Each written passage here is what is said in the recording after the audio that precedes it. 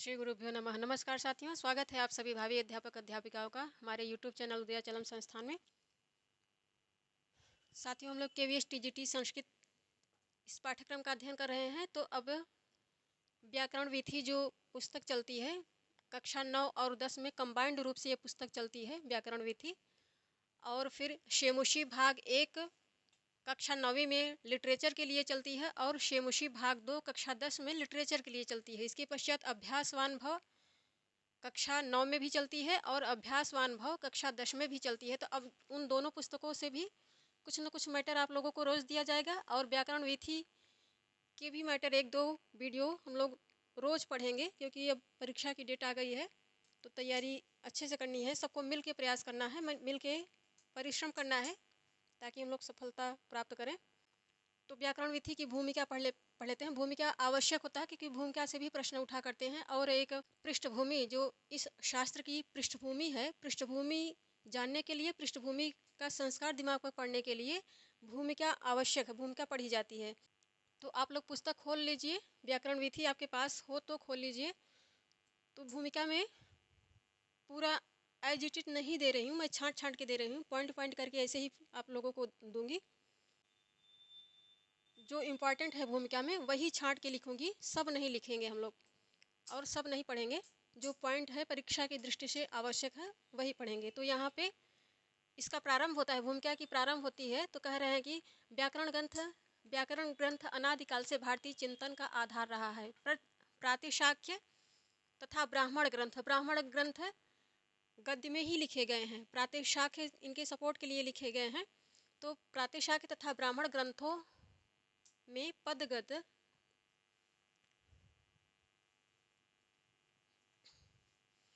ब्राह्मण ग्रंथ यहाँ में रहेगा। ब्राह्मण ग्रंथों में पदगत संधि समास आगम लोप वर्ण विकार, संधि समास आगम लोप वर्ण विकार प्रकृति तथा प्रत्ययों का विवेचन प्राप्त होता है।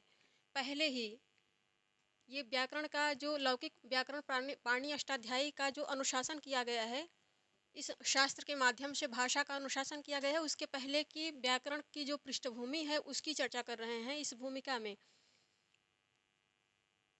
तो प्रत्ययों का विवेचन प्राप्त होता है। निरुक्तकार की फिर निरुक्त यास्क ने निरुक्त नामक ग्रंथ लिखा है और उसमें उन्होंने 4 विभाजन किए हैं। यास्क द्वारा की गई नाम आख्यात उपसर्ग निपात, ये 4 विभाजन किए हैं व्याकरण के संदर्भ में। यास्क ऋषि ने ये 4 विभाजन किया है। नाम आख्यात, नाम का अर्थ है संज्ञा, आख्यात का अर्थ है क्रिया, उपसर्ग निपात आदि की व्याख्या व्याकरण के परवर्ती आचार्य अर्थात पाणिनि, ऋषि पाणिनि, फिर कात्यायन ऋषि, फिर पतंजल, इनका नाम ये त्रिमुनि कहे जाते हैं। व्याकरण शास्त्र, हमारे व्याकरण शास्त्र में इनको त्रिमुनि कहा जाता है, 3 मुनि। क्योंकि जो ऋषि पाणिनि ने लिखा संपूर्ण संस्कृत भाषा, संस्कृत वांग्मय का सम्यक बोध हो हम लोगों को, उस शास्त्र में वांग्मय में हम लोगों का प्रवेश हो, इसके लिए इन्होंने पूरी संस्कृत भाषा को अनुशासित कर दिया, कीलित कर दिया। इस अपने ग्रंथ पाणिनि द्वारा इन्होंने जो ग्रंथ लिखा है, इनके द्वारा लिखी गई अष्टाध्यायी के अंतर्गत उस ग्रंथ में उन्होंने पूरी भाषा को अनुशासित कर दिया। और यह भाषा चूँकि उस समय पठन पाठन की परंपरा श्रुति परंपरा थी, अर्थात सुन सुन के उसको याद किया जाता था, बहुत लिखा नहीं जाता था। लेखन शैली इतना विकसित नहीं थी, इतनी विकसित क्यों नहीं थी? क्योंकि लेखन के लिए जो स्रोत था अर्थात कागज का आविष्कार उतना नहीं हुआ था। कागज के रूप में जो प्रयोग किया जाता था वह था भोजपत्र, या फिर कपड़ों में भी लिखा जाता, कपड़ों पर भी लिखा जाता था। लेखन सामग्री इतनी सफिशेंट, इतनी उपयुक्त नहीं थी, इसीलिए शास्त्र जो है वो भोजपत्र पर लिखे जाते थे और उन्हीं के द्वारा कंठस्थ करके अर्थात श्रुति परंपरा से एक पीढ़ी से दूसरी पीढ़ी में ट्रांसफ़र किया जाता था। एक गुरु अपने शिष्यों में ट्रांसफ़र करते थे, फिर शिष्य अपने शिष्यों में ट्रांसफ़र करते थे। इसीलिए इसी कारण हमारी जो शास्त्र परंपरा हो, जो अध्यात्म और ज्ञान की परंपरा है, वो एक पीढ़ी से दूसरी पीढ़ी में निरंतर ट्रांसफ़र होती गई। ऐसे घरों में जो विद्वत समाज के घर होते थे, वो अपने घरों में भी यही काम किया करते थे, अपने पुत्रों को पढ़ाते थे, पुत्र अपने पुत्रों को पढ़ाते थे, अपने बच्चों को। इसी प्रकार ये परंपरा आगे बढ़ती रहती थी। तो इसका अच्छा जो पॉजिटिव रिजल्ट ये मिला कि शास्त्र जो इतने थे हमारे, वो एक पीढ़ी से दूसरी पीढ़ी पे में ट्रांसफ़र भी होते रहे और ज्ञान की जो वो उच्च परंपरा थी, वो पठन पाठन की जो उच्च बौद्धिक परंपरा थी, वह परंपरा निरंतर ट्रांसफ़र होती रही। वो क्रम टूटने नहीं पाया। इसके पश्चात ग्रंथ काव्य जैसे ही कागज़ का आविष्कार हो गया, ग्रंथ प्रभुत मात्रा में लिखे गए, फिर भी यह परंपरा बराबर जो आश्रम पद्धति से अंग्रेजों के आने से पहले हमारे भारत में जो शिक्षा व्यवस्था थी, वो आश्रम पद्धति में हुआ करती थी। और बाद में जब अंग्रेज चले गए तो पूरे भारत का इतिहास पढ़ा गया, अच्छे से पढ़ा गया, उसका लेखन किया गया। तो ये देखा गया कि अंग्रेजों के आने अंग्रेजों को भारत छोड़ने के पश्चात, उस समय अंग्रेज जब भारत छोड़ के गए 1947 में, तो उनके समय जितने विद्यालय थे, कॉलेज थे, इंटर कॉलेज थे, डिग्री कॉलेज थे, विश्वविद्यालय स्तर पर जो शिक्षा व्यवस्था थी, जब उसकी तुलना की गई तो ये पाया गया कि जो अंग्रेजों के आने से पहले जो भारत में व्यवस्था थी, शिक्षा व्यवस्था, वो उससे लाख क्या करोड़ गुना अच्छी, कोटि गुना अच्छी थी उनसे। क्योंकि प्रायः देखा था टोले मोहल्ले सब जगह, अपन गांव में तो विद्यालय हुआ ही करते थे, टोलों मोहल्लों में भी विद्यालय हुआ करते थे। उसके लिए एक व्यवस्था थी, एक अच्छी व्यवस्था हुआ करती, जैसे 5 के बाद फिर बच्चा 8वीं तक जाता था, 6, 7, 8 के लिए अलग विद्यालय हुआ करते थे। और वो कोई सरकार नहीं स्थापित करती थी, बल्कि लोग स्वच्छंद रूप से स्थापित करते थे। और जो धनी मानी लोग थे या फिर समाज का हर तबका उन शिक्षकों को अपने कमाई का कुछ न कुछ हिस्सा दे के मदद करता था। जैसे गांव में किसी ने विद्यालय खोला तो सब गांव वाले उसकी मदद करते थे, क्योंकि सबके बच्चे, गांव के बच्चे आके वहाँ पे पढ़ा करते थे और सब में विद्या का प्रकाश फैलता था। इसलिए खुले हाथ से जिनके पास जितना भी रहता था, छोटा मान लीजिए जो बहुत गरीब हैं उनके पास ज़्यादा नहीं, फिर भी अपनी कमाई का कुछ न कुछ हिस्सा प्रोत्साहन के रूप में सब गांव वाले दिया करते थे, पूरा मौका दिया करते थे, क्योंकि सभी के बच्चे वहाँ पे जाके पढ़ा करते थे। तो इस प्रकार जो शिक्षा व्यवस्था थी पूरी तरह से ऐसे ही स्वैच्छिक थी। और जो अध्ययन अध्यापन जो इस क्षेत्र में जुड़ा करते थे, जैसे ऋषि परंपरा थी, ऋषि परंपरा भी पैरेलल रूप से बनी हुई थी, क्योंकि इन लोगों का काम ही था कि अध्ययन करना, अध्यापन करना, चिंतन करना, मनन करना, वो वर्ण व्यवस्था के अंतर्गत जो व्यवस्था थी। तो प्राचीन काल में ये सब बहुत ही स्वस्थ थी। बाद में इसमें विकृतियाँ जब और अंग्रेज जब आ गए तो उन्होंने हमारी संस्कृति की जो यही सब खासियत थी इसी पे वार किया। क्योंकि जब कहा जाता है कि जब रीढ़ पे आपकी चोट किया जाता है, तब निश्चित है कि मनुष्य पंगु ही बनेगा, अर्थात वो लंगड़ा हो जाएगा। तो इसीलिए पहले अंग्रेजों ने ये एक रणनीति के तहत हमारी जो जो कुछ हमारा अपना था, जिस पे हम गर्व कर सकते थे, उसी पे प्रहार किया, ताकि जिस जात पे हम शासन करने आए हैं उसका अपना कुछ न रह जाए, कोई ऐसी चीज़ न रहे जिस पे वो गर्व कर सके। अब जब ऐसी कोई चीज़ नहीं रहेगी, तब वो निरंतर हमारे अधीन रहेंगे, अर्थात वो परतंत्रता में ही खुद को सुखी मानेंगे। इसी षड्यंत्र के तहत उन्होंने हमारी संस्कृति, हमारी सभ्यता पर प्रहार करने की कोशिश की। जाति को जाति से लड़ाया, क्षेत्र को क्षेत्र से लड़ाया, भाषा को भाषा से लड़ाया, बांटो और राज करो की नीति उन्होंने अपनाई। तो उसी संदर्भ में बस समझेंगे, यहाँ पे चर्चा आई थी इसलिए इतना हम लोगों ने चर्चा किया। तो ये पठन पाठन की, अध्ययन अध्यापन की जो परंपरा थी, श्रुति परंपरा थी, अर्थात मौखिक थी पूरी। अब अंग्रेजों ने जिस इसको तोड़ने के लिए मौखिक मौखिक जो शिक्षा व्यवस्था है, इसकी कट रूप से आलोचना की। जबकि उनके यहाँ देखा जाए, उनकी जो प्रवर्तित शिक्षा व्यवस्था थी, तब की शिक्षा व्यवस्था में अब की व्यवस्था, उनके द्वारा प्रवर्तित शिक्षा व्यवस्था में जमीन आसमान का अंतर था। अब देखा जाए तो हर दृष्टि से अंग्रेजों द्वारा बनाई हुई शिक्षा व्यवस्था सबसे बुरी थी। क्योंकि उन्होंने जब शिक्षा व्यवस्था के लिए जब एक नियम पारित किया था गया था, तो उन्होंने अधोमुखी निस्यंदन का सिद्धांत प्रतिपादित किया था। अर्थात शिक्षा जो है ऊंचे तबके को, जो अर्थात जो धनी मानी हैं, जिनके पास धन है, वो उनको दिया जाए, उनसे फिर छन छन के नीचे तबके तक आ जाएगी। अर्थात शिक्षा जो है वो अंतिम व्यक्ति तक न पहुंच पाए, बल्कि ऊंची जो धन की दृष्टि से समृद्ध हैं उनको दिया जाए, तो उनसे छन छन के नीचे आएगी। ये अधोमुखी निस्यंदन का कुत्सित सिद्धांत पारित किया था, जबकि ये सबसे गंदा और सबसे षड्यंत्रकारी सिद्धांत था। तो ये हमारी ऋषि परंपरा की भूमिका में चर्चा कर रहे हैं। तो संस्कृत वांग्मय के सम्यक ज्ञान, अध्ययन, मनन एवं चिंतन के लिए व्याकरण शास्त्र का ज्ञान आवश्यक है। क्यों आवश्यक है? क्योंकि यदि आपको व्याकरण का सही अध्ययन नहीं किया आपने, उसका सही प्रयोग यदि आपको नहीं आता है, तो कोई आप वैदिक ग्रंथ उठाएंगे तो वेदों में प्रायः चीज़ें लक्षणा और व्यंजना में कही गई हैं। तो आप सीधे वेद की पंक्ति पढ़ के आप सीधा सीधा अर्थ लगाएंगे तो उसका अर्थ का अनर्थ निकलेगा, क्योंकि वहाँ पे लक्षणा और व्यंजना, लक्षणात्मक चीज़ें, व्यंजनात्मक चीज़ें ज़्यादा कही गई हैं। उसके लिए बेहद आवश्यक है कि आपको व्याकरण पर पूर्ण अधिकार प्राप्त हो और वहाँ पे जो लक्षणात्मक चीज़ें कही गई हैं उनको समझने की आप में क्षमता हो। उनका यदि शब्दशः आप अर्थ निकालेंगे तो बहुत सारी ऐसी चीज़ें जो अर्थ का अनर्थ कर डालेंगे।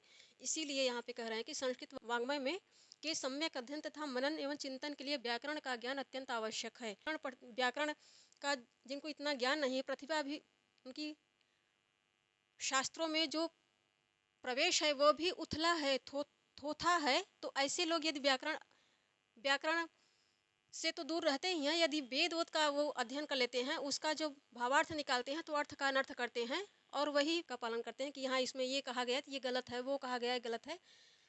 इसीलिए ऐसा है, वो कहते हैं क्योंकि वो जो लक्षणात्मक चीज़ें वेदों में कही गई हैं उनको समझने की उनमें क्षमता नहीं है। इस कारण व्याकरण का अध्ययन मनन चिंतन बेहद ही आवश्यक है। यदि आप वैदिक वाङ्मय को पढ़ने की कोशिश करते हैं तो, पढ़ना चाहते हैं तो, नहीं तो यदि आप बिना व्याकरण के सही ज्ञान के उन ग्रंथों को पढ़ेंगे तो निश्चित रूप से अर्थ का अनर्थ कर डालेंगे। उसमें जो सही अर्थ है उस तक आपकी पहुंच कभी नहीं होगी। अब फिर ये पॉइंट है व्याकरण शब्द का निर्वचन दिया जा रहा है। तो वी प्लस आ प्लस क्री धातु है, ल्युट प्रत्यय लगा, व्याकरणम। जब ये शब्द निष्पन्न होता है तो व्याकरणम कहते हैं। इस प्रकार इसका निर्वचन है, निर्वचन भी अच्छे से देखे रहना है। तो व्याकरण शब्द वी प्लस आ प्लस क्री प्लस ल्युट, ल्युट प्रत्यय इसमें लग रहा है। वी और आ दो उपसर्ग लग रहे हैं, क्री धातु है, से निष्पन्न है। व्याक्रियंते, इसका जो अर्थ होता है वह है व्याक्रियंते व्युत्पाद्यन्ते शब्दाः अनेन इति व्याकरणम। कोई भी यदि व्याकरण की परिभाषा आपसे पूछता है तो आपको यही कहना चाहिए, व्याक्रियन्ते व्युत्पाद्यन्ते शब्दाः अनेन इति व्याकरणम। जैसे आप साहित्य पढ़ें तो कोई पूछ ले ऐसे ही आपको फंसाने के लिए, आपको नीचा दिखाने के लिए भी कभी कभी ऐसा होता है कि लोग पूछ लेते हैं, भैया बताओ साहित्य यदि आप पढ़ते हैं तो साहित्य की परिभाषा क्या है। तो वैसे ही व्याकरण के संबंध में है। साहित्य में साहित्यम साहित्यम, अब व्याकरण में व्याक्रियन्ते व्युत्पाद्यन्ते शब्दाः अनेन इति व्याकरण, ये एक लाइन में आप इसको याद कर लीजिए, ये व्याकरण की परिभाषा है। अब हिंदी में भी इसका अर्थ याद कर लेना चाहिए, क्योंकि शब्दों की व्युत्पत्ति करने वाले तथा उनके शुद्ध स्वरूप का विवेचन करने वाले शास्त्र को व्याकरण शास्त्र कहा जाता है। तो व्याकरण शास्त्र किसे कहते हैं? यही जो यहाँ संस्कृत में कह रहे हैं, व्याक्रियन्ते व्युत्पाद्यन्ते शब्दाः अनेन इति व्याकरणम, इसी का ये हिंदी है। आप हिंदी में भी कह सकते हैं, लेकिन एक पंक्ति में इसको याद किए रहेंगे तो ये बेहद ही हेल्पफुल होगा। शब्दों की व्युत्पत्ति करने वाले तथा उनके शुद्ध स्वरूप का विवेचन करने वाले शास्त्र को ही व्याकरण शास्त्र कहा जाता है। व्याक्रियन्ते व्युत्पाद्यन्ते शब्दाः अनेन इति व्याकरणम। अब फिर जो पॉइंट आ रहा है, मुखम व्याकरणम स्मृतम। सभी शास्त्रों में व्याकरण शास्त्र को शास्त्रों का मुख कहा। जो वेद हैं, वेद अंतरात्मा है हमारी भारतीय संस्कृति की, इसलिए वेदों का जो मुख है उसे व्याकरण शास्त्र कहा जाता है। व्याकरण शास्त्र वेदों का मुख कहा जाता है। क्यों कहा जाता है? क्योंकि इसकी प्रधानता है। बिना व्याकरण शास्त्र का सम्यक अध्ययन किए आपका वेदों में प्रवेश, वेदों में क्या, किसी भी लौकिक या वैदिक वाङ्मय में आप साहित्य कहिए, व्याकरण कहिए या फिर दर्शन कहिए, किसी में भी प्रवेश नहीं हो सकता जब तक व्याकरण का सम्यक अध्ययन हम लोग नहीं करेंगे और उनमें सम्यक पारंगता नहीं प्राप्त करें। पारंगता अध्ययन कर लेने मात्र से ही कोई विद्वान व्याकरण का नहीं हो जाता। उसकी प्रक्रिया को भी समझना बेहद ही आवश्यकता होती है। उसकी प्रक्रिया जब तक नहीं समझ में आएगी तब तक अपने से स्वयं से पढ़ भी लिया तो क्या पढ़ा, जब तक उसकी प्रक्रिया नहीं समझ में आई। इसीलिए व्याकरण शास्त्र का अध्ययन आवश्यक है। और कहा जाता है थोड़ा सा भी अध्ययन यदि आपका प्रवेश हो गया तो पढ़ाना शुरू कर दीजिए। जबकि जब आप पढ़ाएंगे तो आप फंसेंगे तो उसको फिर से पढ़ेंगे। यदि नहीं, आप खुद से नहीं समझ पा रहे हैं तो किसी के पास जाएंगे, पढ़ेंगे। तो यह व्याकरण शास्त्र में आगे बढ़ने का तरीका है, क्योंकि इसकी प्रक्रिया बेहद ही कठिन है। जब कठिन इसलिए है क्योंकि जानकारी नहीं। जैसे ही आपको जानकारी होती है, किसी अच्छे गुरु के मार्गदर्शन में आप पढ़ने बैठते हैं, पाणिनि के अष्टाध्यायी हो या फिर शास्त्र पर जितने और ग्रंथ लिखे गए हैं, शेखर टीका लिखी गई है इत्यादि, उनको जब तक किसी अच्छे अभी व्याकरण के पास पढ़िए तो वो चीज़ें बेहद ही सरल लगती हैं। लगता है कि इनसे सरल तो कुछ है ही नहीं। और मज़ा भी खूब आने लगता है क्योंकि वो चीज़ें समझ में आने लगती हैं। तो व्याकरण सूत्रों पर पूरी लिखी गई है, इसीलिए मैथ है, पूरी तरह से मैथमेटिक्स की तरह है ये। मैथ में भी कहा जाता है कि जब आपको उसको सूत्र आगे आ, यदि याद हैं, आगे की कक्षा में, बहुत बेसिक कक्षाओं की बात नहीं कर रहे हैं, कि जो ऊंची कक्षाएं, ऊंची कक्षाओं में होता है कि व्याकरण के सूत्र, आप जैसे व्याकरण के सूत्र आवश्यक हैं याद करने, सूत्र याद रहेंगे तभी, और उसकी प्रक्रिया भी याद रहेगी, तभी आप उसमें आगे बढ़ पाएंगे। वैसे ही मैथ में कहा जाता है कि मैथ के सारे सूत्र याद होने चाहिए। सूत्र ऊंची कक्षा में जब आपको मैथ के सूत्र याद हैं तभी आप उनको हल कर पाएंगे। तो इसीलिए व्याकरण शास्त्र और गणित शास्त्र की तुलना की जाती है कि दोनों ही कठिन है, दोनों ही सूत्रों में लिखे गए हैं।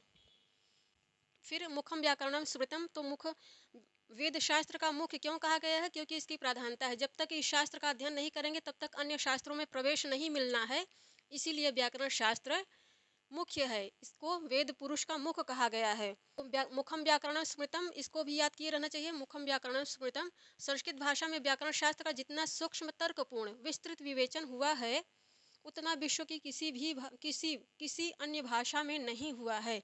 वेदों का सम्यक अध्ययन, वेदों का सम्यक अध्ययन, अर्थबोध, वेद मंत्रों की व्याख्या। मंत्रों के संबंध में इसीलिए हम लोग चर्चा कर रहे हैं कि मंत्रों के संबंध में जब तक व्याकरण का कोई प्रकृष्ट विद्वान नहीं है, व्याकरण में उसकी गहरी पकड़ नहीं है, तब तक वेद मंत्रों की व्याख्या आप नहीं कर सकते। क्योंकि यही कर इसमें इसीलिए बार बार कह रहे हैं, ये जो वेद मंत्र हैं ये लक्षणात्मक लिखे गए, लक्षणा में लिखे गए हैं। सीधे सीधे आप अभिधा में इनका अर्थ नहीं निकाल सकते हैं।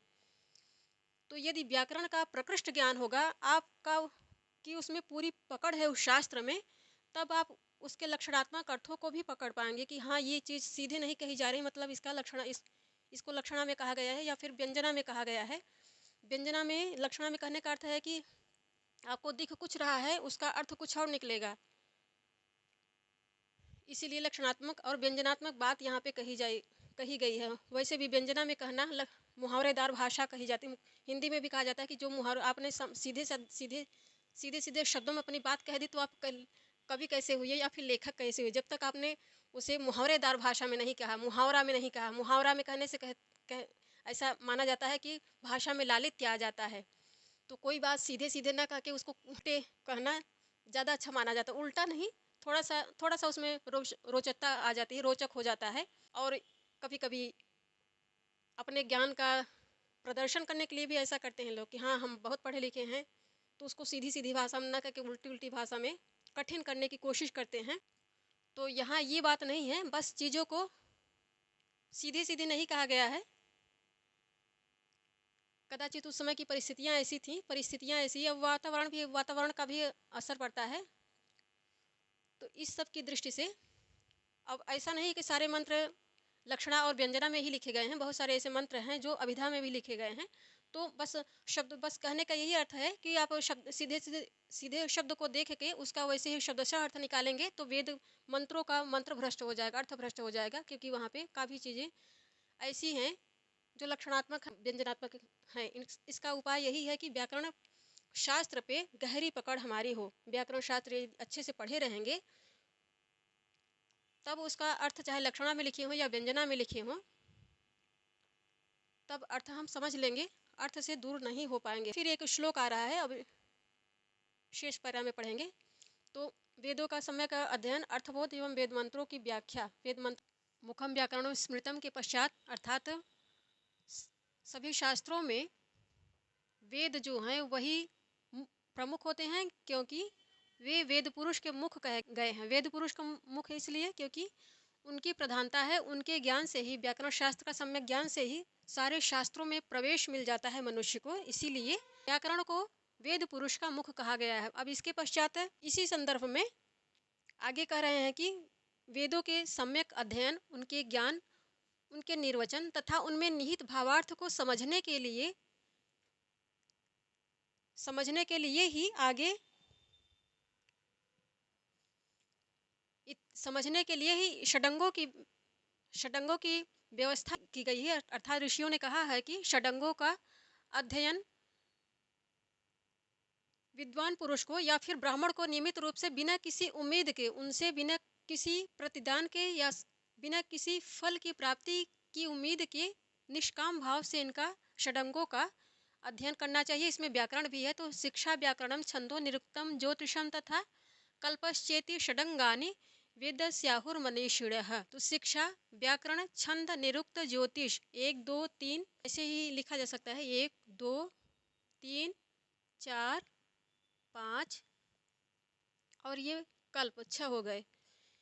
इन 6 को षडंग कहा जाता है या फिर वेदांग कहा जाता है। इनकी संख्या 6 है और इन्हें जो भी विद्वत परंपरा है उनको निष्काम भाव से इन 6 शास्त्रों का अध्ययन करने का निर्देश ऋषियों ने दिया है कि आप बिना किसी उम्मीद के इन शास्त्रों द्वारा बिना किसी प्राप्ति की उम्मीद के आपको अध्ययन करना चाहिए। बिना किसी प्राप्ति की उम्मीद इसलिए कहा गया क्योंकि ये जब तक समझ में नहीं आते हैं तब तक बेहद ही कठिन हुआ करते हैं। इसलिए जो हमारी कंठस्थीकरण की प्राचीन अध्ययन परंपरा उसमें कहा जाता है पहले शास्त्रों का ये चूँकि पूरे सूत्र शैली में लिखे गए हैं इसलिए पहले इनको कंठस्थ किया जाता है। उसके पश्चात किसी अच्छे गुरु के पास जाकर इनका निर्वचन समझा जाता है, इनकी प्रक्रिया समझी जाती है। इसलिए शुरू में जब कंठस्थ किया जाता है तो बेहद ही कठिन होते हैं। इसीलिए किंतु यदि पारंगता 6 में प्राप्त हो गई तो जिसको भी इन 6 में पारंगता प्राप्त हो गई वह फिर मनीषित्व को इस पद को भी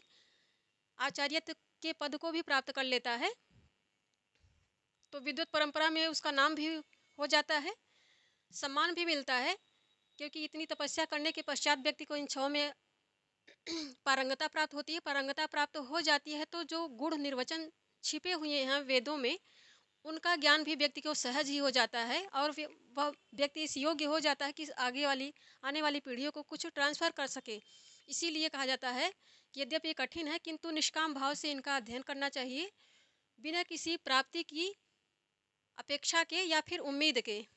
क्योंकि ऐसा इसलिए कहा गया है कि जो लोग इसमें लगते हैं वे संस्कृति के वाहक हुआ करते हैं और कुछ न कुछ ऐसा जब वो खुद पारंगत हो जाते हैं तो अपने आने वाली पीढ़ियों को ऐसा ट्रांसफ़र करते हैं जो उनका महत्वपूर्ण योगदान समझा जाता है और इसी के द्वारा अमरत्व भी प्राप्त किया जाता है। ये पहले व्यवस्था थी ऐसी। इसलिए षडंगों का निष्काम भाव से अध्ययन करने का निर्देश ऋषियों ने दिया है। अब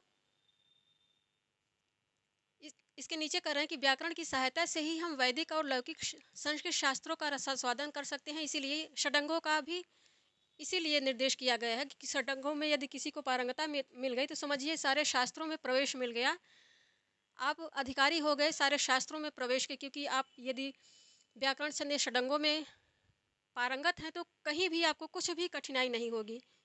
कोई भी चीज़ जो शास्त्रों में दी गई है चाहे वह वैदिक हो चाहे लौकिक हो, कोई भी चीज़ समझने में कठिनाई कभी नहीं होगी क्योंकि ये सब शास्त्र अपने आप में बेहद ही गूढ़ हैं और बेहद ही जब पारंगता मिल जाती है तो बेहद ही सरस भी हैं। फिर यहाँ पर महर्षि इसी संदर्भ में रसास्वादन कर सकते हैं। वैदिक ग्रंथ बहुत सारे हैं, संहिता ब्राह्मण आरण्यक, संहिता ब्राह्मण आरण्यक, उसके पश्चात संहिता ब्राह्मण आरण्यक, फिर उसके पश्चात उपनिषद आते हैं, फिर वेदांग आते हैं। तो इनकी जो सीरीज है इसी प्रकार है। संहिता वेदों को कहते हैं, फिर ब्राह्मण ग्रंथ हैं, फिर आरण्यक हैं, फिर इसके पश्चात उपनिषद हैं, उपनिषद भी बहुत सारे हैं। उसके पश्चात फिर षडंगों की बारी आती है।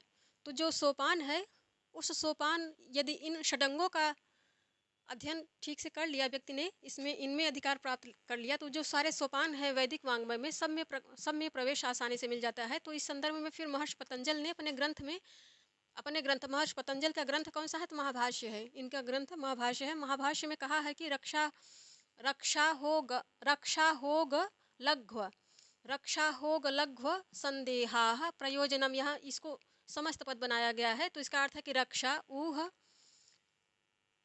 ऊह आगम लघु असंदेह, रक्षा ऊह आगम लघु असंदेह, इसके ये व्याकरण के इन्होंने प्रयोजन बताए हैं। व्याकरण शास्त्र का जो प्रयोजन है वह 5 है। तो 5 कैसे है? रक्षा,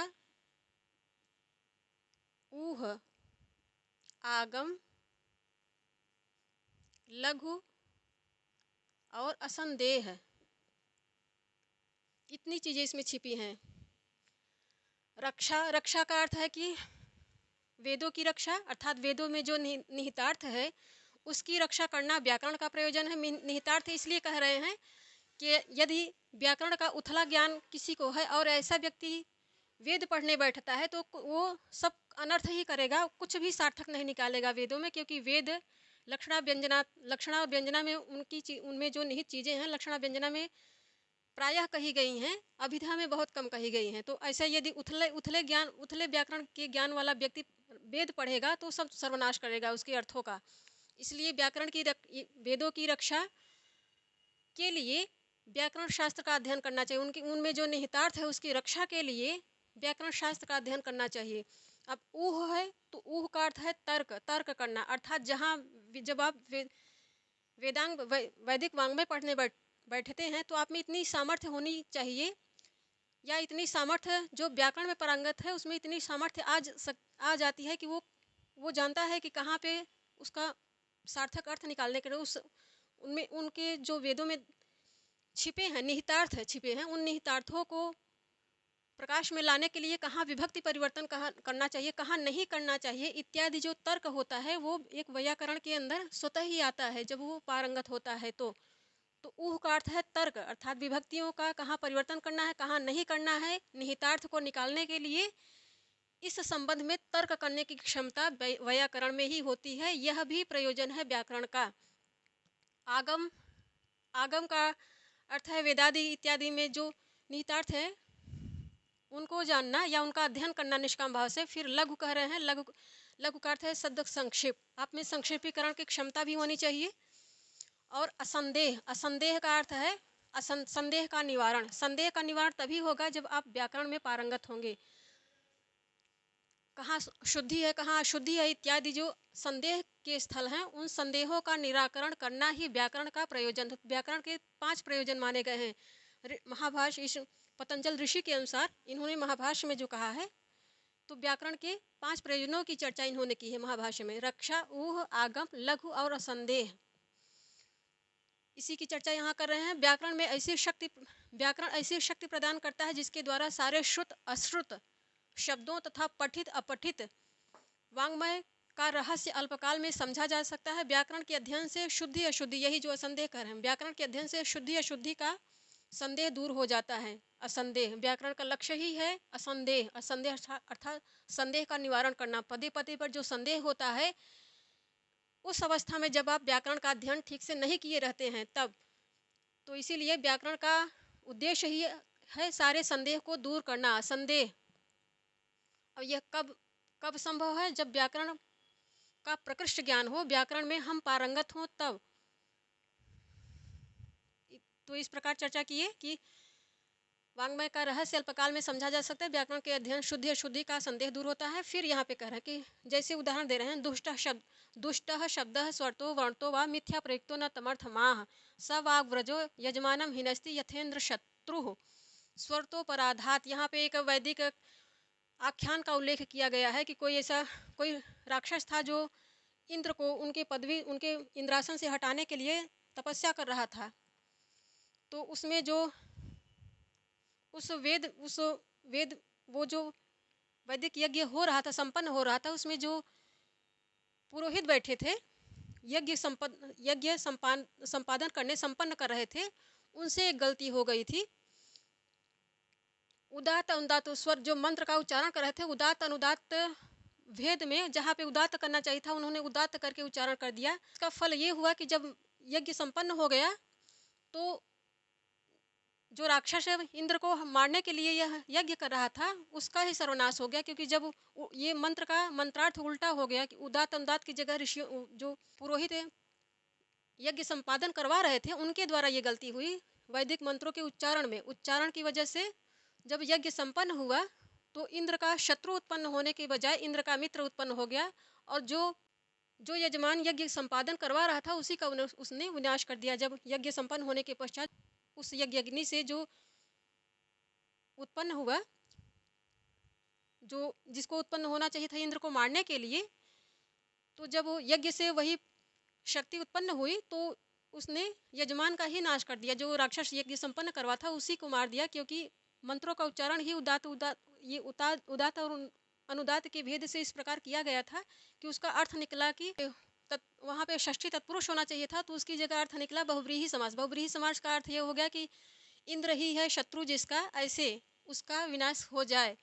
तो इंद्र का शत्रु कौन था? वो यजमान था जो यज्ञ संपादन करवा रहा था। इसीलिए जब यज्ञ संपन्न हो चुका, तो जो यज्ञ से शक्ति निकली उसने उस यजमान का ही सर्वनाश कर दिया, उसे ही मार डाला। इसीलिए यहाँ पे कहा गया है व्याकरण का जो उद्देश्य है, ये 5 उद्देश्य कहे गए हैं, और व्याकरण शास्त्र का प्रकृष्ट अध्ययन होने के पश्चात ही ये जो संदेह है, ये सब इत्यादि असंदेह, संदेह इत्यादि, ये सब जो कन्फ्यूजन हुआ करते हैं, ये सब दूर होते हैं और हम वैदिक वाङ्मय पढ़ने के अधिकारी हो जाते हैं। उसमें जो निहितार्थ छिपा है वो सब समझने के अधिकारी हो जाते हैं। उनमें जो श्रुत अश्रुत है, पठित अपठित है, शुद्धि अशुद्धि है, सब का ज्ञान हमें हो पाता है। हम उनका जो उचित उच्चारण है वैदिक वाङ्मय का, उस उच्चारण के सलीके को भी समझ पाते हैं। तो ये व्याकरण का महत्व दिया गया है। इस पाणिनि शिक्षा में ये श्लोक आया है, इसमें यही उसी कथानक का उल्लेख किया गया है। तो दुष्ट शब्द स्वरतो वर्तो व मिथ्या प्रयुक्तो न तमर्थमाह। अब इसीलिए यहाँ दूसरे में एक उदाहरण दे रहे हैं कि यद्यपि बहुनाधीश तथापि पठपुत्र व्याकरणम स्वजन स्वजनो माँ भूत सकलम शकलम सकृत। ये कोई पिता हैं, जब उनका पुत्र था, शास्त्र का अध्ययन या शास्त्र पारंगत होकर जब अपने पिता के पास आया, बहुत से शास्त्रों का अध्ययन उसने किया था किंतु व्याकरण नहीं पढ़ा था। तो जब अपने पिता के पास लौट कर वापस आया, तब पिता ने उसे कदाचित कुछ बात वार्तालाप हुई दोनों जन में, फिर पिता ने समझ लिया कि इन्होंने व्याकरण का, शास्त्रों का अध्ययन तो किया है किंतु व्याकरण का अध्ययन नहीं किया है। तब उन्होंने कहा कि यद्यपि आपने बहुत पढ़ लिया है, अध्ययन बहुत अच्छा कर लिया है, पहले ये होता था कि 12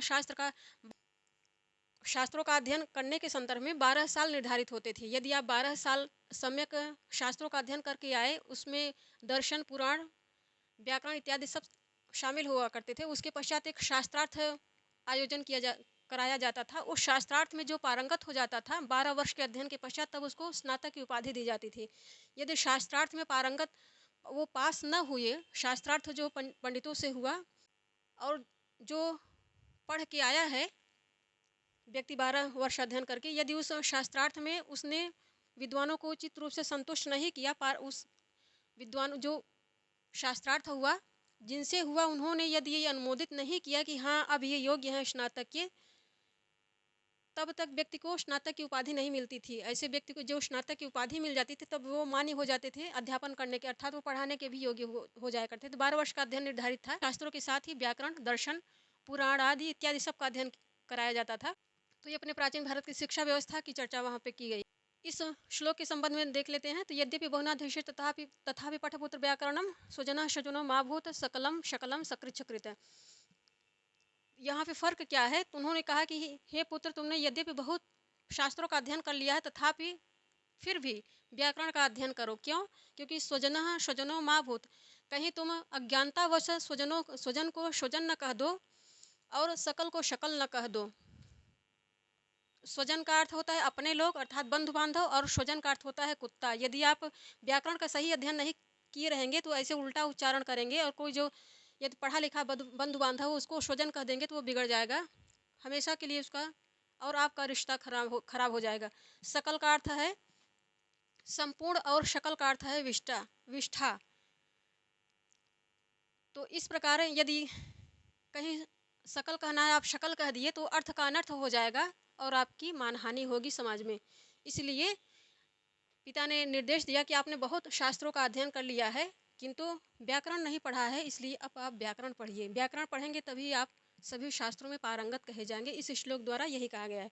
अब इसके आगे व्याकरण शास्त्र की परंपरा, व्याकरण शास्त्र की परंपरा के संदर्भ में अब हम लोग अध्ययन करेंगे। तो परंपरा के संदर्भ में दे रहे हैं कि वैदिक संहिताओं के समान ही व्याकरण शास्त्र की परंपरा प्राचीन है। इसके पश्चात तैत्तिरीय संहिता में उल्लेख है कि इंद्र ने संस्कृत भाषा का प्रथम व्याकरण रचा। तो इसके अनुसार तैत्तिरीय संहिता के अनुसार इंद्र प्रथम व्याकरण हुए। महाभाष्य में पतंजल लिखते हैं कि बृहस्पतिरिंद्राय नित्यं वर्ष सहस्त्रतम प्रतिपदोक्तानां शब्दानां शब्द पारायणम प्रोवाच बृहस्पति इंद्र इत्यादि। अर्थात इस महाभाष्य के अनुसार स्पष्ट प्रतीत होता है कि पहले बृहस्पति थे व्याकरण के रूप में, फिर इंद्र आए हैं, फिर इंद्र का नंबर आता है। तो इस प्रकार 1000 वर्ष की ऐसी परंपरा है जो व्याकरण शास्त्र की और पाणिनि अष्टाध्याय की पहले ये परंपरा सहस्त्र वर्ष पहले ही प्रारंभ थी, प्रचलित थी, प्रवर्तन में थी। प्रतिपदोक्तानाम शब्दानाम शब्द पारायणम प्रोवाच। इसके पश्चात कहते हैं कि ऐन्द्र व्याकरण की अविच्छिन्न परंपरा का उल्लेख ऋक् तंत्र इस ग्रंथ में जो ऋग्वेद के संदर्भ में लिखा गया है, इससे यह ज्ञात होता है कि ऐन्द्र व्याकरण था जो उस समय उस काल में काफी लोकप्रिय था और प्रवर्तन में था। ब्रह्मा बृहस्पतये प्रोवाच, ब्रह्मा बृहस्पतये प्रोवाच, इस ऐन्द्र व्याकरण में यह प्राप्त होता है, यह उक्ति प्राप्त होती है कि ब्रह्मा बृहस्पतये प्रोवाच बृहस्पतिरिंद्राय इंद्रो भरद्वाज ऋषिभ्यः ऋषयः ब्रह्मणेभ्यश्च। अर्थात व्याकरण शास्त्र का बृहस्पति ने अध्ययन किया, किससे? ब्रह्मा से। तो ब्रह्मा पहले व्याकरण हुए, ब्रह्मा से व्याकरण शास्त्र बृहस्पति में आया, फिर बृहस्पति से इंद्र में आया। बृहस्पति ने इस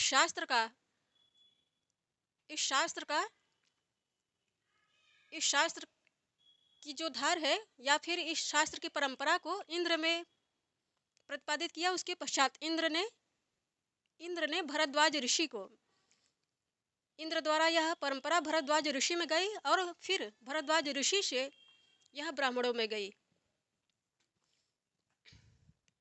इससे प्रतीत होता है, इस उक्ति से प्रतीत होता है कि ऐन्द्र व्याकरण प्रसिद्ध व्याकरण संप्रदाय था, व्याकरण का प्रसिद्ध संप्रदाय था। और इसी के समकक्ष उस समय महेश्वर नाम के व्यक्ति द्वारा एक और व्याकरण की परंपरा प्रचलित थी, जिसे माहेश्वर संप्रदाय, व्याकरण का माहेश्वर संप्रदाय कहा जाता था।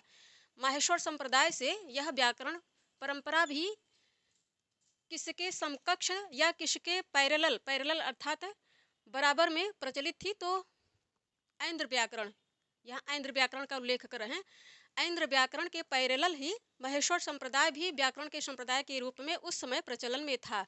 उक्त व्याकरण संप्रदायों की आधारशिला पर ही, अर्थात ये जो व्याकरण शास्त्र अध्ययन अध्यापन की परंपरा थी, यह पहले 10 ऐसे व्याकरण हुए हैं जिनका वैदिक वाङ्मय में उल्लेख आया है। अर्थात पहले ब्रह्मा, फिर बृहस्पति, फिर इंद्र, फिर भरद्वाज ऋषि, इसके पश्चात अन्य ऋषियों में ये ब्राह्मण ऋषियों में ये ट्रांसफर हुआ। तो उक्त जो व्याकरण की परंपरा थी, जो 10 संप्रदाय थे, उन संप्रदायों के आधार पर ही ऋषि पाणिनि ने व्याकरण शास्त्र का भव्य प्रासाद निर्मित किया, जो अष्टाध्यायी के रूप में प्रतिफलित हुआ। पाणिनि ऋषि के पूर्व, अब व्याकरण शास्त्र की परंपरा के अंतर्गत पाणिनि ऋषि के पूर्व अर्थात जो 10 व्याकरण शास्त्र की परंपरा विद्यमान थी, उसका उल्लेख ऋषि ने भी किया है अष्टाध्यायी में। अपनी अष्टाध्यायी में इन्होंने आपिशलि, काशकृत्स्न, शाकल्य स्फोटायन, शाकटायन आदि इतने का नाम दे रहे हैं, 5 संप्रदायों का नाम दे रहे हैं। उसके पश्चात कर रहे हैं आदि 10 वैयाकरणों का उल्लेख किया है। इन्होंने अपने पूर्ववर्ती सभी वैयाकरणों के ग्राह्य विचारों को भी अपनाया है। कई स्थल पे हम लोग देखते हैं स्फोटायन ऋषि का नाम आया है। ऐसे ही अन्य वैयाकरणों के अष्टाध्यायी में कई बहुत ऐसे स्थल हैं जहाँ पूर्ववर्ती वैयाकरणों के विचारों को सादर ऋषि ने लिया है और उनका उल्लेख भी किया है और यह प्रतिपादित किया है कि यह नियम इन ऋषि के अनुसार सिद्ध होता है, यह नियम पाणिनि के अनुसार होता है। तो इस प्रकार जो विचार ग्राह्य थे ऋषि के अनुसार, उन 10 वैयाकरणों के विचारों को उन्होंने सादर अपने ग्रंथ में शामिल किया है। अब पाणिनि ऋषि का समय, तो पाणिनि ऋषि का समय है 7वीं ईसा पूर्व से लेकर 5वीं ईसा पूर्व, 7वीं ईसा पूर्व से लेकर 5वीं ईसा पूर्व शताब्दी के मध्य माना जाता है। तथापि जो विद्वान है इस समय के संदर्भ में एक मत नहीं है, अर्थात विद्वानों में पाणिनि ऋषि का समय यही था, एग्जैक्ट यही था कि नहीं, इस विषय में विद्वान जो हैं वह एक मत नहीं है, अर्थात किसी के कुछ मत हैं, किसी के कुछ मत हैं। और अब इनके ग्राम के विषय में, तो पश्चिमोत्तर अर्थात अब पाकिस्तान में पड़ता है यह क्षेत्र, पश्चिमोत्तर के शालातुर नामक ग्राम जो अब पाकिस्तान में पड़ता है, इस ग्राम के पाणिनि ऋषि निवासी थे, या इस ग्राम में पाणिनि ऋषि रहते थे। इनकी माता का नाम दाक्षी था। यह कैसे पता चलता है? तो यह वाक्यपदीयम के इस पंक्ति से पता चलता है, सर्वे सर्वपदादेशा दाक्षी पुत्रस्य पाणिनेः। इस पंक्ति से यह प्रतिपादित होता है कि ऋषि की जो माँ थी उनका नाम दाक्षी था। वर्ष या उपवर्ष इनके गुरु थे। वर्ष या उपवर्ष दोनों ही नाम मिलते हैं इस संदर्भ में, कोई वर्ष कहते हैं कोई उपवर्ष कहते हैं। इनके पाणिनि के जो गुरु थे इनका यही नाम था। ये सब चीज़ें इंपॉर्टेंट है क्योंकि इन पे प्रश्न बन सकते हैं। अब इनके निवास का शालातुर नामक ग्राम के निवासी थे। इनकी माँ का नाम दाक्षी था। इनका समय ये मानते हैं विद्वान। वर्ष या उपवर्ष इनके गुरु थे। ये सब प्रश्न इंपॉर्टेंट हैं, इसीलिए भूमिका पढ़नी चाहिए क्योंकि इन पे प्रश्न बनेंगे आराम से। अब ये जितने आए हैं व्याकरण के संप्रदाय, इनका भी नाम याद किए रहना चाहिए। अब इनके ग्रंथ के विषय में, पाणिनि के गुरु थे। तपस्या द्वारा ऐसा कहा जाता है कि पाणिनि ऋषि पहले अध्ययन में कदाचित उतने प्रकृष्ट नहीं थे, इसीलिए उन्होंने भगवान शिव की तपस्या की थी और भगवान शिव ने प्रसन्न होकर इनको 14 माहेश्वर सूत्र 14 बार अपने डमरू बजाए थे। तो उससे 14 माहेश्वर सूत्र निकले थे। उससे सूत्र जो निकले थे महेश अर्थात भगवान शिव ने प्रसन्न होकर अपने डमरू बजाकर उन सूत्रों को प्रकट किया था, इसलिए इनको माहेश्वर सूत्र कहा जाता है। सूत्रों को भगवान शिव की तपस्या से पाणिनि ने उनको प्रसन्न किया। भगवान शिव प्रकट हुए, उन्होंने 14 बार अपना डमरू बजाया, तो उस 14 बार जो डमरू वादन हुआ उससे माहेश्वर सूत्र निकले। इन्हीं 14 माहेश्वर सूत्रों के आधार पर उन्होंने अर्थात पाणिनि ने 8 अध्यायों में 8 अध्याय हैं। अष्टाध्यायी कहने का अर्थ ही है यही है कि इसमें 8 अध्याय हैं और सूत्र कितने हैं तो लगभग 4000। लगभग 4000 इसलिए कहा जा रहा है क्योंकि 4000 कुल 4000 में कुछ सूत्र कम हैं, इसीलिए लगभग 4000 कहा जाता है। संपूर्ण ग्रंथ लिखा कितने अर्थात 8 अध्यायों में और लगभग 4000 सूत्रों में संपूर्ण ग्रंथ लिखा है। अष्टाध्यायी का विभाजन कैसे है तो अध्याय में, पाद में और सूत्रांगों में विभक्त है। लिखने की जो शैली है ये है। और अब इसमें विषय वस्तु क्या है इसका भी हम लोगों को ज्ञान होना चाहिए क्योंकि भूमिका में आ रहा है। प्रथमोध्याय में, अष्टाध्याय के प्रथमोध्याय में क्या है, व्याकरण संबंधी संज्ञाएं और परिभाषाएं। तो ये हो गया पहले अध्याय में संज्ञाएं और परिभाषाएं हैं। दूसरे अध्याय में क्या है, समास और कारक। अष्टाध्याय के दूसरे अध्याय में समास और कारक हैं। अब तीसरे और आठवें अध्याय में कृदंत प्रकरण आया है। केवल कृदंत प्रकरण ही तीसरे और 8वें अध्याय में आया, इसलिए कृदंत प्रकरण काफी बड़ा है। चौथे और 5वें अध्याय में क्या आया है, स्त्री प्रत्यय और तद्धित प्रत्यय का विवेचन चौथे और 5वें अध्याय में आया है, इसीलिए तद्धित प्रत्यय भी काफी है, बड़ा है। और ये सब प्रत्यय जो हैं बेहद ही यूजफुल हैं संस्कृत वाङ्मय की दृष्टि से। इन पे यदि प्रकृष्ट अधिकार होता है कदाचित संपूर्ण पाणिनि अष्टाध्यायी पर ही, तो ये जो प्रकरण है कृदंत प्रकरण, तद्धित प्रकरण, ये बेहद ही सपोर्ट करते हैं हर चीज, नए नए शब्द बनाने में भी और संभाषण लेखन इत्यादि में भी। तो ये हो गया तृतीय और 8वें अध्याय में कृदंत प्रकरण है। चतुर्थ और पंचम अध्याय में स्त्री और तद्धित प्रत्यय है। अब अष्टाध्याय के षष्ठ और सप्तम अध्याय में संधि आदेश और स्वर प्रक्रिया वाले सूत्र आए हैं। इसके पश्चात ऐसी किंवदंती है कि ऋषि पाणिनि की जो मृत्यु हुई थी वह व्याघ्र के हाथों व्याघ्र के आक्रमण से हुई थी। और वह तिथि कौन सी थी जब इनकी मृत्यु हुई थी, तो वह त्रयोदशी तिथि थी। इस तिथि को भी याद किए रहना है, त्रयोदशी। इसी कारण आज भी जो वैयाकरण है वो त्रयोदशी को व्याकरण का अध्ययन अध्यापन नहीं करते हैं। ऋषि पाणिनि की याद में उनकी पुण्यतिथि होने के कारण इस दिन व्याकरण न ग्रंथ स्वयं पढ़ते हैं और न पढ़ाते हैं। तो व्याघ्र के हाथों ऋषि पाणिनि की मृत्यु हुई थी, यह पता किस ग्रंथ से चलता है, यह पता पंचतंत्र जो कहानी है, प्रख्यात भारत की प्राचीन कहानी है। इस कहानी से, कथा से पता चलता है। इस कहानी है ये बच्चों के लिए लिखी गई थी, विष्णु शर्मा ने लिखा है। पंचतंत्र में एक वाक्यांश आया, व्याघ्रो व्याकरणस्य कर्तुरहत प्राणान प्रियान पाणिनेह। यह पंचतंत्र में आया है। और ऐसी किंवदंती है कि ऋषि पाणिनि जिघ्र धातु का निर्माण करना चाह रहे थे और वो अनुभव करना चाहते थे कि वास्तव में जो शेर होता है वो श्वास कैसे लेता है, कैसे सूंघता है। इस बात को वो स्वयं अनुभव करना चाहते थे। और वो पूरा ग्रंथ अपना लेके, जो पोथी थी जिस पे लिख रहे थे, पूरी पोथी सहित वो लेके गए, जंगल में बैठे थे, पेड़ के नीचे लिख रहे थे। और उन्हें पता था कि इस रास्ते से शेर आया जाया करता है। तो जब वो सामने आया और जैसे उसने श्वास अंदर खींची, क्योंकि सामने पाणिनि ऋषि दिख रहे थे, शेर भूखा था, तो जैसे उसने श्वास ली तो उनका ध्यान पूरा लिखने पर ही था, उन्होंने वो धातु लिख दी और उसके पश्चात शेर आया उनको खा गया। तो फिर पोथी जो है व्याकरण ग्रंथ की पोथी है उनके शिष्य वापस ले आए। ऐसा किंवदंती है, किंवदंती ऐसे आई है, कथा ये आई है। अब ईश्वर जाने सत्य क्या है, किंतु किंवदंती है। किंवदंती प्रायः कोई और छोर नहीं होता है उसका, सत्य से कोई बहुत निकट नहीं होता, सानिध्य नहीं होता है सत्य से, इसलिए किंवदंती है। तो किंवदंती को किंवदंती ही की तरह माना जाए। अब इस ग्रंथ में आया है तो यह भी किंवदंती के ही आधार पे है। इसके पश्चात तो जो त्रिमुनि हैं, व्याकरण शास्त्र के त्रिमुनि हैं, पहले पहले मुनि हो गए ऋषिपाणि, अब दूसरे हैं कात्यायन। कात्यायन का नाम ही वरुरुचि है, वरुरुचि को ही कात्यायन कहते हैं, यह भी ध्यान रखना है। तो द्वितीय व्याकरण है कात्यायन या वरुरुचि। ये दक्षिण भारत के थे, दाक्षिणात्य थे। दाक्षिणात्य कहने का अर्थ है ये दक्षिण भारत के निवासी थे। इनका समय क्या है, तो 400 ईसा पूर्व से 300 ईसा पूर्व के मध्य इनका समय विद्वान मानते हैं। और इन्होंने पाणिनि ऋषि के 1250 1250 सूत्रों पर आलोचनात्मक व्याख्या की। आलोचनात्मक व्याख्या कितने वार्तिकों में की, तो 4000 वार्तिकों में। 4000 जो आलोचनात्मक सूत्र लिखा पाणिनि ऋषि के इन 1250 सूत्रों पर, उन्हीं सूत्रों को सूत्र न कहकर वार्तिक कहा जाता है, इनका नाम वार्तिक है। तो ऋषि के इतने सूत्रों पर इन्होंने आलोचनात्मक, अर्थात इन्हें कुछ न कुछ कमियां इतने सूत्रों में दिखी, इसीलिए इन्होंने 4000 वार्तिक लिखा 1250 सूत्रों पर। पाणिनि व्याकरण की परंपरा में संवर्धन किया। फिर कात्यायन के पश्चात पतंजल ऋषि ने, ऋषि पतंजल, इन्होंने भी कार्य किया पाणिनि ऋषि के ग्रंथ पर। तो इन्होंने बेहद ही दुष्कर और अच्छा कार्य किया, काफ़ी बृहद स्तर पर किया। जो महाभाष्य ग्रंथ है काफ़ी उसका कलेवर बड़ा है, किंतु इतनी ललित भाषा में, इतनी सुंदर संस्कृत में किया कि सबके लिए वो बोधगम्य हो सकता है यदि महाभाष्य को पढ़ा जाए तो।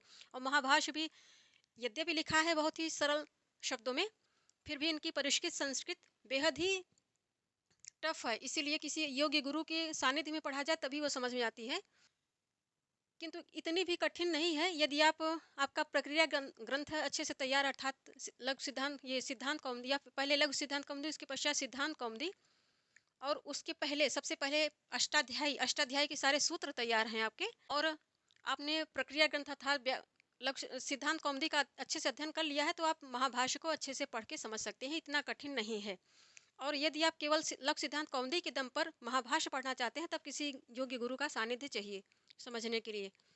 तो पतंजल ने अपने ग्रंथ में इनके ग्रंथ का नाम क्या है, महाभाष्य है, महाभाष्य है। और इन्होंने पाणिनि ऋषि की अष्टाध्यायी पर ही महाभाष्य को लिखा है, महाभाष्य के माध्यम से लिखा है। इनका समय जो है, ऋषि पतंजल का जो समय है वो दूसरी शताब्दी ईसा पूर्व है, दूसरी शताब्दी ईसा पूर्व माना जाता है। इन्होंने कात्यायन की वार्तिकों, जो कात्यायन ऋषि ने ऋषि पाणिनि के 1250 ग्रंथ, 1250 सूत्रों पर आलोचनात्मक जो ग्रंथ लिखा या फिर जो सूत्र लिखा, उनका नाम वार्तिक है। तो इन वार्तिकों पर भी कहीं कहीं इन्होंने गलत आलोचना भी की थी। यह इस बात को महर्षि पतंजल ने अपने महाभाष्य में कहा है कि ऋषि ने ऐसे ही आलोचना की है, जबकि सूत्रों में वस्तुतः देखने पर कोई गलती नहीं है, कोई त्रुटि नहीं है। तो इस प्रकार कहा जा सकता है कि कात्यायन के वार्तिकों पर भी प्रश्नोत्तर शैली में समीक्षा की, अर्थात जहाँ ऋषि ने कुछ त्रुटि छोड़ी थी वार्तिक लिखने के संबंध में, अर्थात ऐसे ही अनर्गल आलोचना कर डाली थी ऋषि पाणिनि की, वहाँ उन्होंने पतंजल ऋषि ने ऋषि कात्यायन की इस कार्य का सुधार किया। अर्थात जहाँ गलत आलोचना हो गई थी, जहाँ वो सही थे वहाँ उन्होंने, पतंजल ऋषि ने उनको सही माना, किंतु जहाँ वो गलत थे ऐसे ही आलोचना कर दी थी, उसका सुधार किया ऋषि पतंजलि ने। तो कात्यायन को भी काफ़ी हद तक सुधारा ऋषि पतंजल ने, इनके वार्तिकों की प्रश्नोत्तर शैली में समीक्षा की। समीक्षा करने का यही अर्थ है कि जो कुछ उन्होंने कह दिया था, बहुत फ्लो में कह गए थे, जबकि वहाँ पे कुछ त्रुटियां ऐसी नहीं थी, वही सुधार किया ऋषि पतंजल ने। फिर अष्टाध्याय के जैसे, अष्टाध्याय ग्रंथ में जैसे अध्याय, पाद और सूत्र हैं, उसी क्रम में ऋषि पतंजल ने भी अपने ग्रंथ को लिखा। अपने ग्रंथ की उसी क्रम में ही ग्रंथ की समीक्षा करते हुए भाष्य लिखा, अर्थात पाणिनि ऋषि के अष्टाध्यायी की समीक्षा करते हुए अपना ग्रंथ अर्थात महाभाष्य को भी उन्होंने इसी क्रम में लिखा, अध्याय पाद और सूत्र में। जैसे ऋषि पाणिनि ने लिखा है अष्टाध्याय को अध्याय पाद और सूत्रों में, सूत्रों के क्रम में। यह बात ध्यान देनी है हम लोगों को कि जैसे अष्टाध्यायी बटी है अध्याय पाद और सूत्रों में, वैसे ही महाभाष्य भी बटा है अध्याय पाद और सूत्रों में। फिर महाभाष्य का विभाजन आह्निकों में है, जो अध्याय न कह के महाभाष्य में जो चैप्टर है उनको आह्निक कहा जाता है, उनका नाम आह्निक है। इस बात को भी ध्यान देना, एक प्रश्न तो यही बन जाएगा, महाभाष्य का विभाजन किस में है, तो आह्निकों में है। पतंजल ने कात्यायन के वार्तिकों की भी निष्पक्ष समीक्षा की, निष्पक्ष समीक्षा की। यहाँ पे उनकी कात्यायन की वार्तिकों की प्रश्नोत्तर शैली में समीक्षा की और यहाँ पे निष्पक्ष होकर समीक्षा की। और उपयोगी जो ऋषि का यहाँ पहले कह चुके, ऋषि कात्यायन ने के जो वार्तिक अच्छे थे, निष्पक्ष थे, उनको सहर्ष ऋषि पतंजल ने स्वीकार किया है, महाभाष्य में स्वीकार किया। यहाँ पे इस प्रकार पतंजल ने कात्यायन के वार्तिकों की भी निष्पक्ष समीक्षा की, समीक्षा और उपयोगी वार्तिकों को स्वीकारा भी, उपयोगी वार्तिकों को स्वीकारा भी है।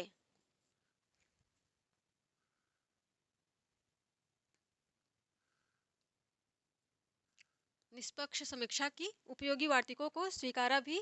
महाभाष्य में प्रचुर मात्रा में ऐतिहासिक, सामाजिक तथा सांस्कृतिक झांकी भी मिलती है। यहाँ प्रश्नोत्तर शैली में भी समीक्षा की है और जो ऋषि कात्यायन के वार्तिक उचित थे, निष्पक्ष थे, उनको स्वीकार भी किया है। निष्पक्ष समीक्षा तो की किसी दुराग्रह से ग्रसित होकर नहीं की, बल्कि निष्पक्ष समीक्षा की और जो उपयोगी वार्तिक थे उनको स्वीकार किया है सहर्ष अपने ग्रंथ में।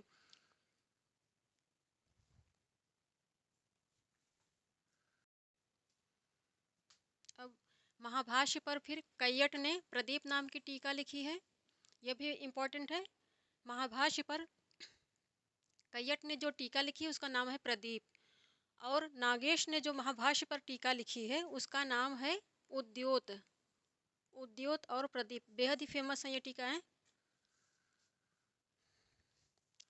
जब पाणि अष्टाध्यायी सिद्धांत कौमुदी का अच्छे से अध्ययन हो जाता है, उसके पश्चात इन उच्च स्तर की टीकाओं का अध्ययन किया जाता है, क्योंकि बेहद ही प्रौढ़ हैं ये, भाषा भी बेहद ही प्रौढ़ है, सामान्य बुद्धि में नहीं आती हैं जब तक किसी योग्य गुरु से न पढ़ा जाए।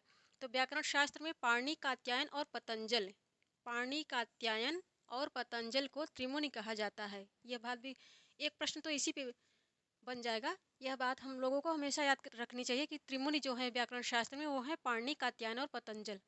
अब काशिका और न्यास, ये भी टीकाएं बेहद ही फेमस हैं, अष्टाध्याय पर ही लिखी गई है। त्रिमुनि के पश्चात व्याकरण शास्त्र को बोधगम्य बनाने हेतु टीका ग्रंथों का युग प्रारंभ होता है। कब?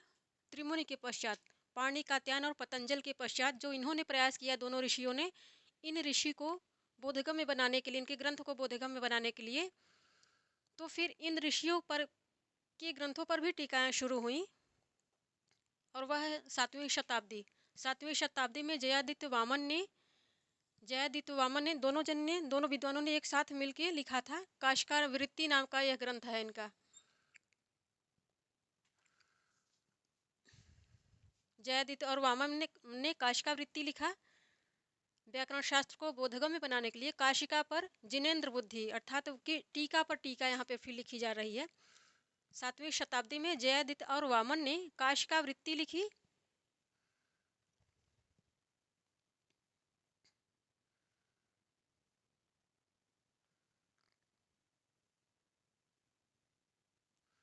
काशिका वृत्ति, और यह वृत्ति किस पे लिखी गई? अष्टाध्यायी पर ही लिखी गई है।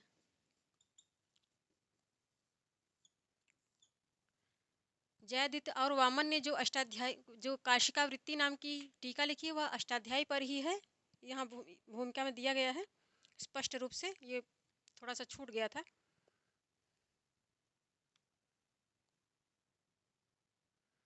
अष्टाध्यायी पर टीका लिखी जो काशिका और वृत्ति नाम से प्रसिद्ध है। काशिका पर जयादित्य वामन ने जो अष्टाध्यायी पर टीका लिखी, इस काशिका वृत्ति नाम से इसी काशिका वृत्ति पर फिर टीका लिखी गई। जिनेन्द्र बुद्धि ने काशिका वृत्ति पर टीका अर्थात टीका पर टीका इन्होंने लिखी। क्योंकि यह भी काफ़ी प्रौढ़ भाषा में है। और जो जिनेंद्र बुद्धि ने काशिका वृत्ति पर टीका लिखी है उसका नाम है न्यास। हरदत्त ने पद्मंजरी नाम की टीका लिखी, उसी पर लिखी है, इसलिए ये उपटीकाएं हैं। टीका पर टीका जो लिखी गई हैं उनको उपटीकाएं कहा जाता है। यहाँ स्पष्ट रूप से दिया गया है व्याकरण की भूमिका में, हम यहाँ पे छांट के दे रहे हैं आप लोगों को।